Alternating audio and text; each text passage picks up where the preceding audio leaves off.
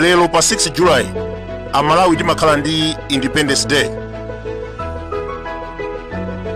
Apo matiuza kuti mutu wa chaka chino celebrating freedom, unity and prosperity. Azibusa ena arusa chikalata ndipo akufunsa kuti prosperity komanso unity imene akunena boma ili kutiko. 59 years of independence celebration ilibe phindu lilonse chifukwa anthu akuvutika pachuma. Ena akudya ndowe za ng'ombe midzimu kuli kusowa zakudya. Bolanso 1948 zinthu zinali bwino kwambiri kuyerekeza ndi pano. Chakwera ndi boma lake akufuna kupha anthu ogwisa ntchito njala, katangale komanso financial implosion. Boma laononga 320 million mpaka itana president wa Tanzania kuti adzasangalale independence imeneyi. Kodi chenicheni chimene tikusangalala ndi chani? Tikunena pano boma lilibe ndalama iliyonse ku banki. Dzana lomweli abwereka 628 billion ku local banks. M'malo moti agwise ntchito moyenera kuthandizira Malawi amene akuvutika, ayambapo kuziseweresa mpaka chotsapo 320 million to be used on independence celebration. Achimwendo banda atiuza kuti chaka chino we are celebrating prosperity. Ndiye ndimadzifunsa kuti what is prosperity? Nditafufuza mokwanira ndinapeza kuti prosperity is a long period of peace and success. Akuluakulu, kodi chakwera chiyowere mboma mu 2020 kudzafika lero amalawi akhala pa mtendere kapena achita bwino pachuma? Sugar anthu akugula 1700, U-Fresh 400 kwacha, komanso soya pieces 300 kwacha. Ndi chifukwa chani mutu wa chaka chino ukutchedwa celebrating prosperity? Tikukumbukira mu December 2013 Joyce Banda anakweza misonkho ya galimoto zochokera kunja. Galimoto imene limagula 600,000 kwacha mu nthawi ya bingu inakwera mtengo ndikufika pa 3 million. Amayi anatiuza kuti zimenezi zinachitika ngati njira imodzi yofuna kuchepesa kusintha kwa nyengo, pa Chingereza amene akuti global warming. Koma sikuti zimayi ameneyu amene azoona. Plani yake pokweza msonkho wa galimoto inali yofuna kutolera ndalama zopangira kampeni ya 2014. Nkhani yonseyi inaululika atachoka mboma. Joyce Banda anapezeka ndi magalimoto oposa 70 amene anawagula kugwisa ntchito ndalama zomwezi.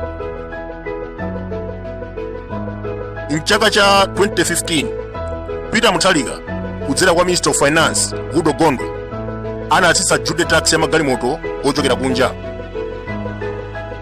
Mwachitsanzo galimoto yaing'ono inachoka pa 55% ndikufika pa 40%. Msonkho umenewu kusenza kuti munthawi ya Joyce Banda kuzalowa nthawi ya Peter msonkho duty tax inali pa 55%. Peter Muthalika mu budget ya 2015 to 2016 kudzera kwa Gudo Gondwe anatsitsa msonkho umene kuchoka pa 55% ndikufika pa 40%. Wakhala pa 40% mpaka Peter Muthalika wachoka nkudzafika 2023. Anyamata magalimoto amasangalala kwambiri kuyambira 2016 kudzafika 2023.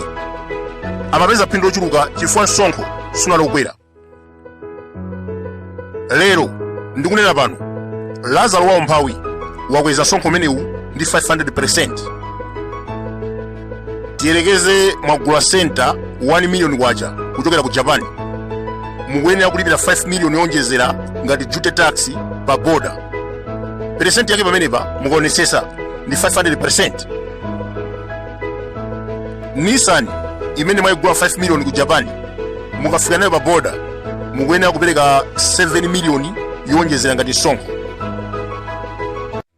Mukang'ana mbali nayi nduna za boma Dr. Chakwera pamodzi ndi banja lawo akugula magalimoto kunja ndi kumalowetsa mdziko muno osapereka msonkho, akuti duty free.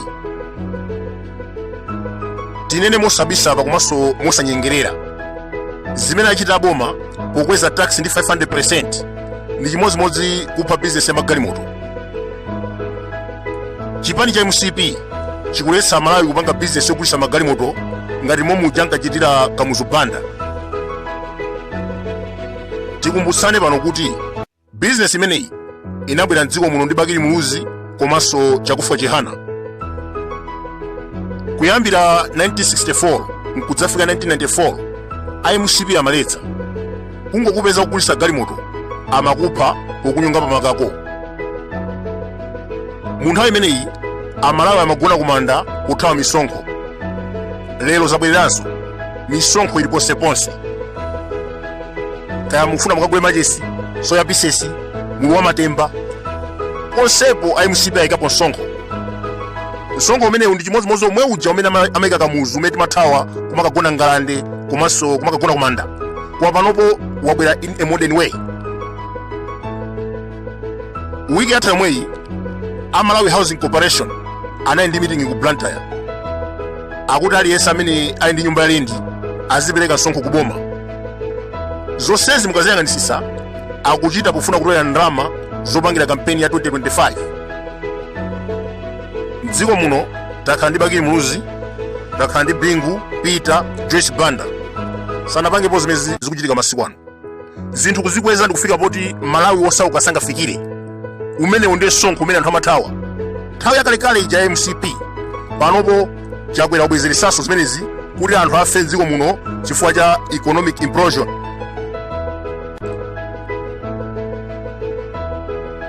Nduna ya zachuma imene tinayo lerolo Sostem Gwengwe ndiye mwe uja amene ankamunamiza Joyce Banda. Nthawi imeneyo anali Minister of Trade, and mu December 2013 anakweza msonkho wa galimoto zochokera kunja. Zimenezi anachita pofuna kutolera ndalama za kampeni ya 2014. Lero ndi 2023. Sostem Gwengwe mwe uja ndi Minister of Finance wa Lazarus Chakwera. Pa 1 July wiki yatha yomweyi wasainira chikalata wachitulutsa akuti kuvomereza kuti misonkho ngati yomwe ija ikwere. Misonkho yake yomwe ija ya galimoto kuna kuti ngati iwe kugula galimoto kunja ndiye kuti ukuyenera kupereka msonkho okwera. Koma this time around waukweza kwambiri 500%. Ka galimoto kakang'onong'ono kamene kasenta kamene kavitsi kamene timagula ku Japan pa mtengo wa 1 million kumeneko akuti tikafika pa Songwe tizipereka 5 million. Can you imagine? Kodi anthu amenewa akufuna kuti achinyamata mdziko muno azipanga chani kuti amadalira business yomweyi? Tapita ndi pa Zambia pompo apa. Duty tax ili pa 40%. Ku South Africa 45%. Zimbabwe 25%. Malawi dziko losauka kale duty tax ili pa 500%. Dziko lathu lilibe mwayi uliwonse wa business. Tilibe katundu aliyense opanga export. Chinthu chodziwika kuno chimene timapanga export kumayiko ena ndi Dr. Lazarus Chakwera pamodzi ndi nduna zake. Last week tinawapanga export ku Egypt, dzana ku Ghana, dzulo ku China, mawa ndi nkuja tiwachitanso export in other different parts of the world. Maybe this time ku India it could be the next destination. Akuluakulu, Malawi ndi dziko lomvetsa chisoni kwambiri. Tili ndi miyala yokongola mdziko muno imene tikhoza kugulitsa kunja. Anthu ena amachokera kunja uko kumachita illegal mining mdziko muno ndi kumalemera. Tili ndi mbewu, tili ndi nthaka yabwino imene tikhoza kuchita invest ndi kumatumiza katundu kunja. Koma ndithu sitikuchita zonsezo, tikungochita export president. Iye alera kupita kwakuti, mawa kupita kwakuti, export ndithu kumampasa forex ndi kumaononga ndithu ndalama zambiri mbiri. Just for useless things. Pa kampeni analonjeza 5 million jobs kwa achinyamata. Akuti 1 million pa chaka chilichonse. Mu 2020 achinyamata ena osakwana 2000 anamaliza training ya teaching. Pa Chingerezi timanena kuti IPTE 14.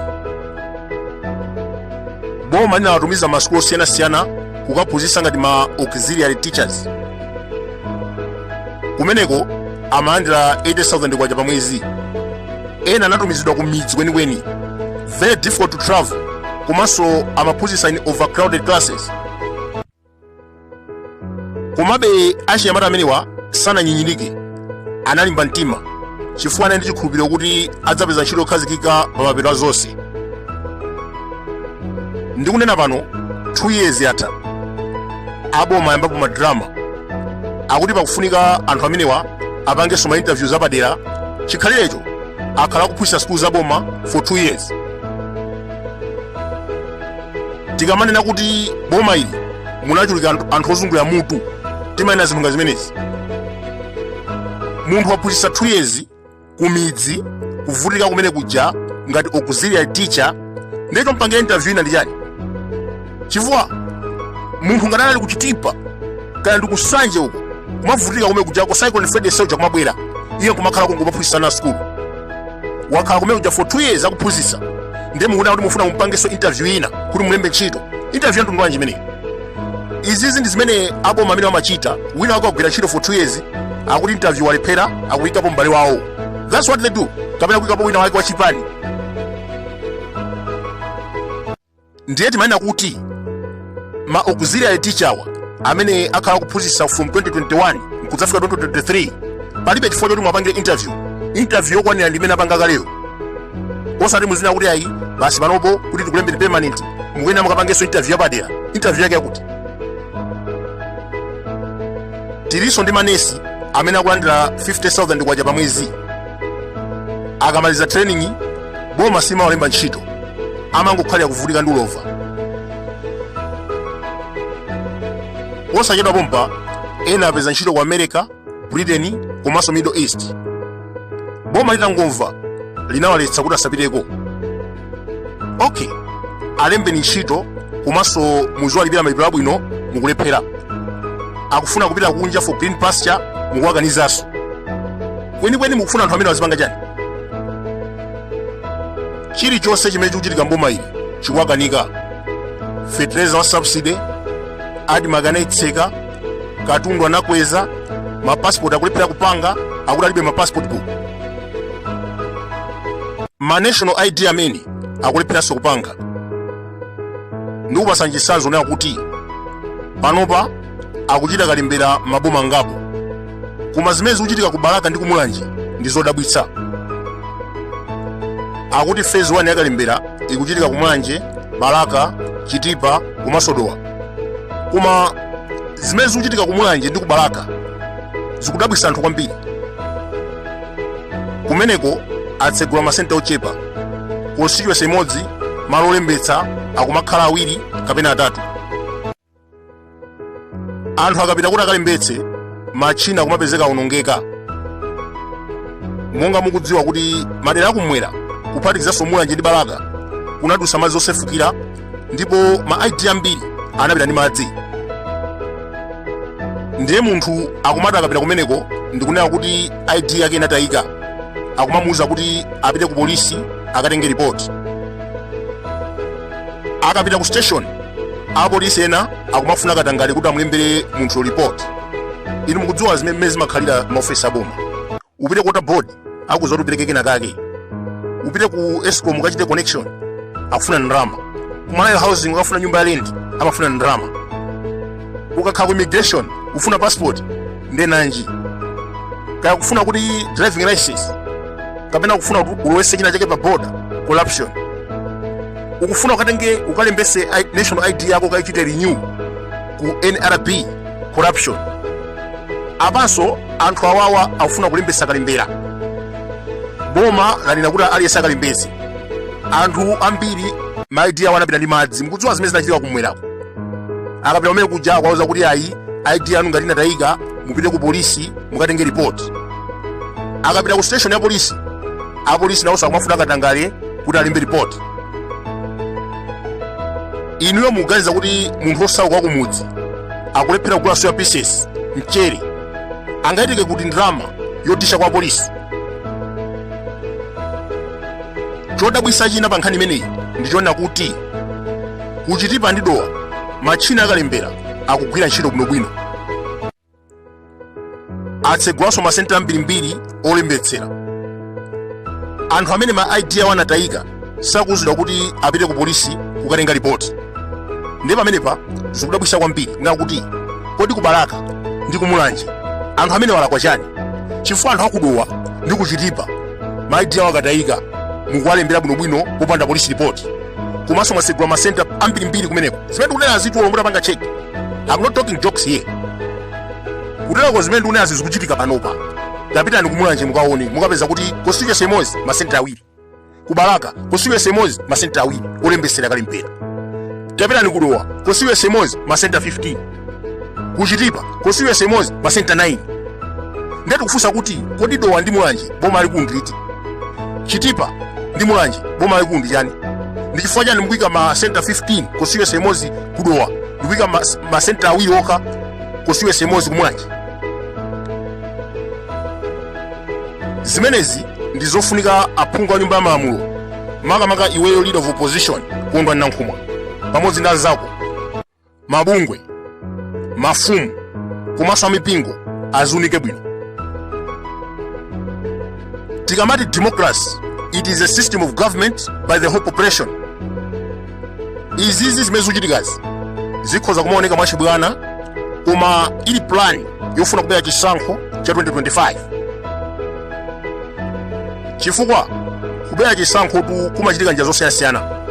It's either to eliminate anthu ena kuti asadzavote. Nde electoral commissioner anayina kale mwezi watha kuna kuti wina aliyense amene akuyenera kuvota akuyenera kukhala ndi national ID.